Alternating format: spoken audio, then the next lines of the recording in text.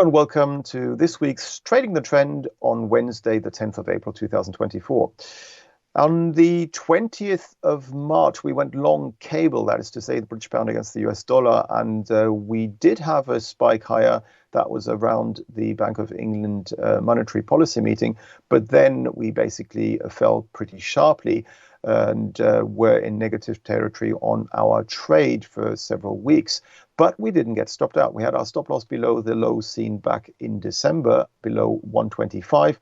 We didn't get stopped out last week. We went down to 124 for 25.40 before rallying again. And now we're heading back up again towards our entry level, at which I would probably just cash in our trade at break even so that no loss was made on that trade.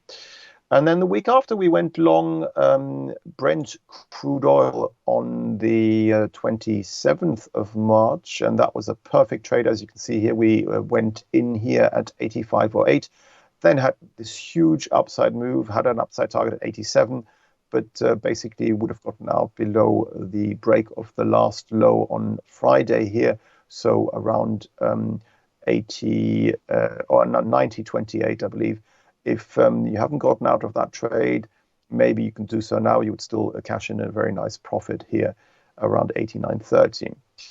And then last week we went long the euro versus the Swiss franc. And this one is interesting because a lot of clients were sort of looking at this currency pair and saying, oh, no, it's so high, it has to come down, it's looking toppish, etc. But most of the time, trends, when they're strong like this, do tend to continue.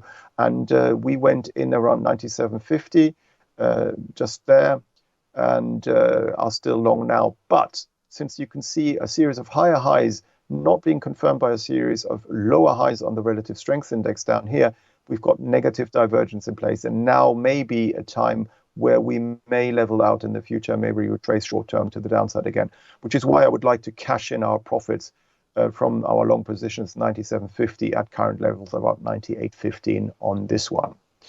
And this brings me to this week's Trading the Trend, and it is to go short soybean futures. And you can see here that soybeans have been declining from their November high, and then we had a consolidation to the upside here. That's just a corrective move to the March high. And now that we've fallen through this green line here, the accelerated uptrend line, we are also falling through the previous lows, which gives me a sell signal. And that's why I would like to go short. So today's Trading the Trend is to go short soybeans with a stop loss around 123.50 and a downside target at around 1,135.